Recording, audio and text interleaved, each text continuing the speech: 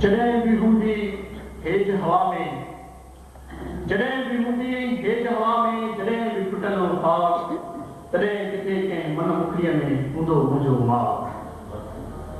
मोहतरम सदर सुमरो साहब, मरकज़ी जनरल सेक्रेटरी सिंधी अदबी संगत, मानवारा मेहमान ख़ास मोहतरम अब्दुल खालिक शेख साहब, भेण नीगे सयास, गुलाम सैद साहब, अबा बकर दुलानी, इन हाल में वेठल अदब दोस्तों, अदीबो, शायरो, मुंहिंजा भाइरो ऐं भेनरूं, जीए सिंध, जीए समूरो जहां।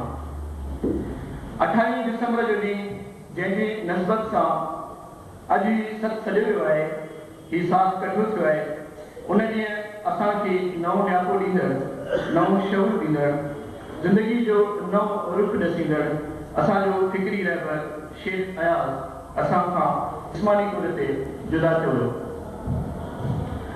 पर अॼु अवां सभिनी जो ई साथ इहो साबित थो करे त अयाज़ अॼु बि असां वटि पंहिंजी दात सां ज़िंदा आहे, असांजनि रूहनि में रचियल ऐं साहनि में समायल आहे।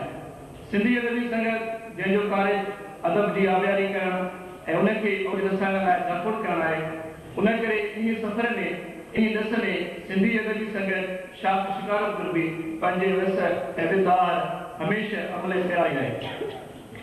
असां जॾहिं कंहिं अदीब शाइर जी वरसी मल्हाईंदा आहियूं त इहा वरसी कंहिं पीर फ़क़ीर कंहिं अलाह जे औलिया पाक आहिनि ऐं पवित्रता जे पेकर जे उर्स वांगुरु न हूंदी आहे, पर हिकु इंसान जी पंहिंजे शऊर ऐं दात इंसान लाइ कयल फिक्री पोही खे हिकु ख़राज हक़ीक़त पेश करणु हूंदो आहे। हिकु अहिड़ो ख़राज हक़ीक़त जेको कंहिं बि मावराई मोजज़नि ते मुश्तमिल न हूंदो आहे, पर हू पंहिंजे मिड़नी खूबियुनि ऐं कमज़ोरियुनि समेत असांजे बहसनि में रहंदो आहे। असां अदब खे कंहिं बीठल दुबे में गोता कोन खणाईंदा आहियूं, पर असां चाहींदा आहियूं अदब खे सदा वहदर में वाहींदा रहूं। असां जेको ख़राज हक़ीक़त पंहिंजे दात खणीअ खे पेश कंदा आहियूं, उन में असां सभिनी लाइ नयनि हालतुनि में नवां गेस्ट ऐं नयूं राहूं बि निर्वाह करणु हूंदो आहे। अहिड़ी तरह असांजा ही प्रोग्राम असांजे नवनि अदीबनि जी दात जे खंजर खे सराहण जो बि कमु ॾींदा आहिनि। उन करे हिकु शाइर जी मौत खां पोइ उनजी वरसीअ ते ॻाल्हाइण वारो अमल बि हिकु तरह तख़लीक़ी अमल थियो करे। मुंहिंजी हिते मौजूदु सभी मोहतरम महिमाननि खे गुज़ारिश हूंदी त हू तख़लीक़ जे पोरे ऐं ज़िंदगी गुज़ारण जे पुलसराती अमल में हिकु तवाज़ुन जो नुक़्ते नज़र रखंदे बहस कनि ऐं ज़िंदगी गुज़ारण लाइ जेकी हालतूं अचनि थियूं उन में हू जंहिं पीड़ा मां गुज़रे थो नता उन्हनि सभिनी शयुनि खे पंहिंजे आॾो रखे। इहो ई सबबु आहे जो दुनिया जूं रोशन ख़्याल ऐं तरक़ी याफ़्ता क़ौमूं जॾहिं पंहिंजे शाइरनि ऐं साइंसदाननि खे बहस में थियूं आणनि त उन्हनि ॾाढो हिकु आर्टिस्ट ऐं हिकु जर्नल जी कसोटी अलॻि थी घुरे। उहे सियासी कारकुन ऐं सियासी लीडर जी कसोटियुनि ते शाइरनि अदीबनि ऐं साइंसदाननि खे असां रखनि, छो त एहसास जो जज़्बो उसूलनि जी तराज़ुनि जा पुड़े हुजे। तख़लीक़ जो अमल एतिरो ई थियो आहे जेतिरो हिकु ॿार जो जज़्बो। इहे ई उसूल मद्देनज़र रखंदे असां जॾहिं अज़ीम रूसी शाइर पुष्कर जी ज़िंदगी खे ॾिसूं था त असांखे हैरत थी थिए जॾहिं 1825 जी शाही जानशीन जे इख़्तिलाफ़नि खे बुनियादु बणाए बाग़िन दाद शाही ख़िलाफ़ पुरज़ोर जुलूस कढिया ऐं जॾहिं हुकूमत उन्हनि खे गिरफ़्तार कयो त उन्हनि बाग़िन जे कीसनि मां पुष्कनि जा ख़त ऐं नज़म निकिता। उन खां पोइ पुष्कनि जे ख़्याल मुताबिक़ हू अकेलो थी मरण न पियो चाहियो, सो सरे दस्त हू हिननि हालातुनि में कुझु न पियो करे सघे। तंहिं करे हुन फ़ैसिलो कयो त ज़ारशाही जो हिसो बणिजी कुझु मुसबत तब्दीलियूं आणे सघियल थियूं। हुन ज़ारशाही वटि नौकरी कई ऐं हमेशह लाइ सेंट पीटर्सबर्ग मुंतक़िल थी वियो। आख़िर जॾहिं हू मारियो वियो त रूस जे लखे अवाम संदसि अज़मत जो इतराफ़ कयो ऐं संदसि फन ऐं दात खे ख़राज हक़ीक़त पेश कयो। रूस जे दान दात घणनि अदीबनि मशहूर दोस्तोविस्की ऐं एलन ग्रेगवुड ईअं चयो त पुष्कन जो रूसी ज़ुबान ऐं अदब ते हिसाल आहे। अहिड़ी तरह असां जॾहिं रुमानी शाइर शेले खे ॾिसूं था त हुनजी ज़िंदगी जा अमल ऐं शाइरी हिक ॿिए खां मुतज़ाद आहिनि। हू जॾहिं पंहिंजी महबूबा सां भॼी वञे थो, ज़िंदगी गुज़ारे थो ऐं ज़ाल खे छॾे थो ॾे त इंग्लैंड जा अदीब शेले खे तनक़ीद जी निगाह सां नथा ॾिसनि। अज़ीम शाइर टेगोर कॾहिं बि अहिड़ी बग़ावत न कई जंहिंजो इज़हार भगत सिंह फांसीअ जे फंदे खे चुमी ॾींदे कयो। टेगोर बरतानिया राज सां कंप्रोमाइज़ रस्तो अख़्तियार कंदे गांधी जे उसूलनि खे भीतर छॾियो, पर हुतां जा जोशीला सतपुरुष कोई भी पंहिंजे महबूब शहर सां मोहबत जो इज़हार कंदा रहिया। हुननि गांधी ते त तनक़ीद कई, पर टेटुनि लाइ हिकु लफ़्ज़ बि न चयऊं। वरी हिकु ॿिए रुख में जॾहिं असां ॾिसूं था त मज़हबी हवाले सां शाइरनि जॾहिं दुनिया जी क़ौमूं बर्ख कनि थियूं, हाणे अलामा इक़बाल जो हिकु शेर आहे, फारिग तो न बैठेगा, फारिग तो न बैठेगा महशर में जुनून मेरा, या अपना गिरेबां चा या दामन जज्बा चा। या मीर तो चले वायस नाकिस की बातों में कोई जाता है, आओ मैखाने चलो तुम किसके कहने पे गए। इन शायर की शायरी के कॾहिं भी मज़हबी निगाह सां तनक़ीद करे खेनि दहलियो या काफ़िर न सॼियो वियो। उल्टो मीर लाइ ग़ालिब चवे अपना तो अक़ीदा है बक़ौल नासिक, आप बेपहर आए जो मौत कर मीर नहीं।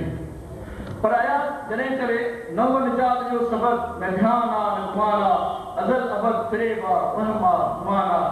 या कॾहिं चए हलिया गुज़ारियो ईअं ज़िंदगानी न अल्लाह बाक़ी न इंसान फानी। त पोइ अयाज़ काफ़िर आहे, दहलियो आहे, वाजिबुल क़त्ल आहे। अयाज़ जी शाइरी ते हलाऊं ऐं हमला इन देश में घणा थिया, शायदि उन करे त सिंधी अदब खे अवसर ऐं जिदत ऐं सिंधी अदब खे बैनुल अक़वामी मयार जो बयास पियो ॾियारे, इहो उन्हनि धुनियुनि खे न पियो आहे जेके सिंधियुनि खे बेलूम रखी पंहिंजा मुफ़ाद हासिल पिया करणु चाहिनि। असां सिंधियुनि वटि तनक़ीद जो निरालो रूप आहे। शाइर जेको बुनियादी तौर ते हिकु इंसान बि आहे, तंहिं ते बहैसियत इंसानी कमज़ोरियुनि जे हवाले सां संदसि फन ऐं फ़िक्र ते हलाऊं कयूं वञनि थियूं। कंहिं दौर में अयाज़ खे अलाह जो मुनकर शाइर सॾियो वियो, दहियो सॾियो वियो। वरी हाणे जॾहिं हुन दुआऊं लिखियूं त बतौर कमर में वण सेक्रेटरी मेराण खे ॾिनी, त अयाज़ पंहिंजे गुज़िरियल फ़िकिर ऐं सोच खां बेज़ारी जो ऐलान कयो आहे ऐं अलाह जी तौहीद ऐं रसालत जो क़ाइल थियो आहे, माना तौबा ताइब थियो आहे, मुस्लमान थियो आहे। ऐं वरी हाणे जेके खेसि दहियो सम्झी उन हवाले सां खेसि महान सम्झंदा हुआ, हाणे वरी खेसि हुजत पर सम्झनि था। मुंहिंजी राय इहा आहे त अयाज़ कॾहिं बि न दहियो हुयो, न हाणे मौलवी न पोइ मौलवी शाइर बणियो। उहो बि शाइर हुयो, उहो बि शाइर आहे।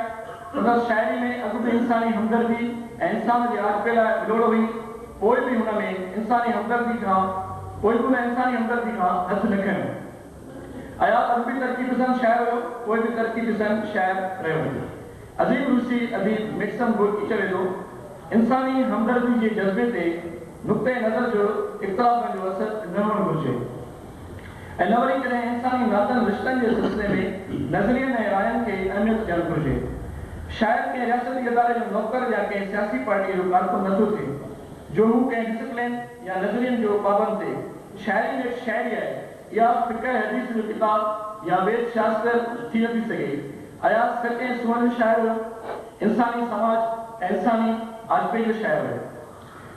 बक़ौल अयाज़ अॼु त करे छॾ, अॼु त करे छॾ, अॼु त ऐलान, मुंहिंजो कोई देश न आहे, मुंहिंजो देश जहान, मुंहिंजो कोई नाम न आहे, मां आहियां इंसान, मुंहिंजो ही इंजील न मुंहिंजी गीता या क़ुरान, धरती मुंहिंजी माता उन ते ई मुंहिंजो ईमान।